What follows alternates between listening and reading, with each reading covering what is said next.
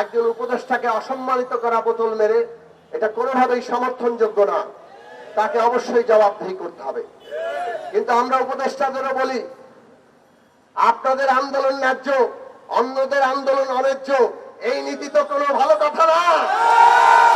পরিষ্কার করে বলতে চাই, অন্তর্বর্তী সরকার সকলের আন্দোলনকারীদের সমর্থনে তৈরি হয়েছে।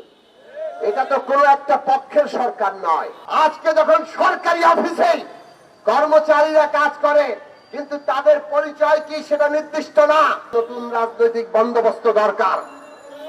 এই বন্দোবস্ত গণতান্ত্রিক বন্দোবস্ত, কিন্তু একটা দেশে নতুন রাজনৈতিক বন্দোবস্ত, গণতান্ত্রিক বন্দোবস্ত তৈরি হতে হলে গণতান্ত্রিক শক্তি লাগে, দেশপ্রেমিক শক্তি লাগে।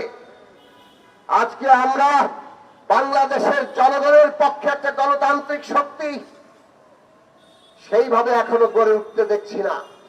আমরা চেষ্টা করছি, জনগণকে সচেতন হতে হবে।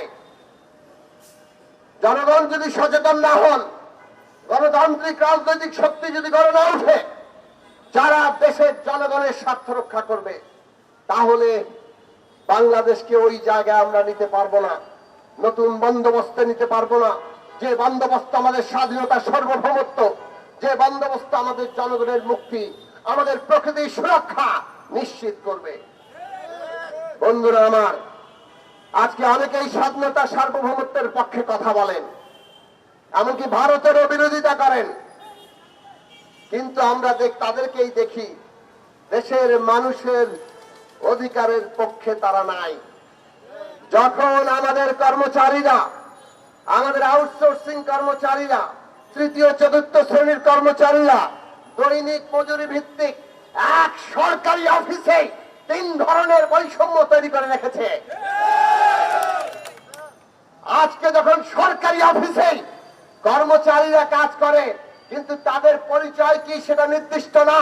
তারা কি শ্রমিক না কর্মচারী, কোন পরিচয়ে, কোন আইনের আওতায় আজকে তাদেরকে আনা হয় না। এই অবস্থা চলে, তখন আমরা নীরব থাকতে দেখি।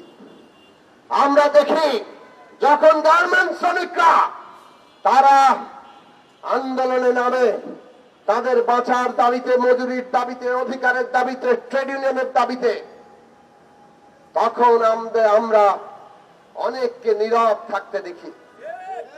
যখন আমার কৃষকেরা ফসলের দাম পায় না, এই যে ধান কাটা হচ্ছে, কৃষক ঠিক মতো ধানের দাম পাবে কিনা তার নিশ্চয়তা নাই, কিন্তু বাজারে হু হু করে দাম বাড়ে।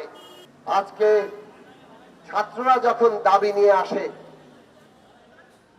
ছাত্র নেতারা ক্ষমতায় রাষ্ট্র পরিচালনায় গিয়েছেন, উপদেষ্টা হয়েছেন, একজন উপদেষ্টাকে অসম্মানিত করা বোতল মেরে এটা কোনোভাবেই সমর্থনযোগ্য না। তাকে অবশ্যই জবাবদিহি করতে হবে। কিন্তু আমরা উপদেষ্টাদেরও বলি, আপনাদের আন্দোলন ন্যায্য, অন্যদের আন্দোলন অন্যায্য, এই নীতি তো কোনো ভালো কথা না। কাজেই আজকে ছাত্ররা যখন ন্যায্য দাবিতে আন্দোলনে নেমেছে, জগন্নাথ বিশ্ববিদ্যালয়ের ছাত্ররা, তখন তাদের ন্যায্য দাবি মানার জন্য আলোচনায় বসুন। আলোচনায় না বসে নানা কায়দা করে, দীর্ঘ সূত্রিতা করে আপনারা কি পরিচয় দিচ্ছেন নিজেদের? আমরা প্রফেসর ডক্টর মোহাম্মদ ইউনূস সরকারকে পরিষ্কার করে বলতে চাই, অন্তর্বর্তী সরকার সকলের আন্দোলনকারীদের সমর্থনে তৈরি হয়েছে। এটা তো কোনো একটা পক্ষের সরকার নয়। আপনারা তো কোনো রাজনৈতিক পক্ষ নয়। আপনাদের কাজ হচ্ছে এই মুহূর্তে সমস্যাগুলোর সমাধান করা। যে সমস্যার সমাধান করতে পারবেন না, দ্রুত সমস্ত পক্ষের সাথে আলাপ করে সমাধানের উদ্যোগী হন। পুরনো সরকার, পুরনো আমলাদের যে ভঙ্গি, পাত্তা দেন না, এইটা কি ধরনের আচরণ? এই সমস্ত আচরণ পরিত্যাগ